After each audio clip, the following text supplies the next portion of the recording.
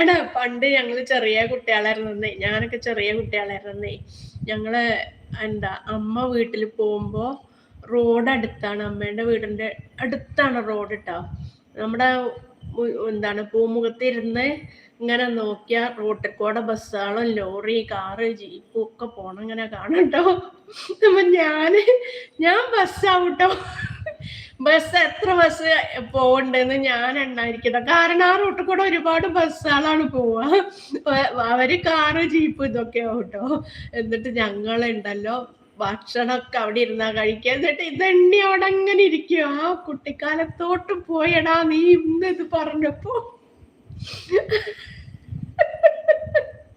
എന്നിട്ട് ഓർമ്മേന്ന് പോകുന്ന കരുതിയിട്ട് ഒരു കടലാസും ഒരു പേനയും കൊണ്ടിരിക്കും എഴുതാൻ. ഇത്ര ബസ് പോയി, ഇത്ര കാറ് പോയി, ഇത്ര ജീപ്പ്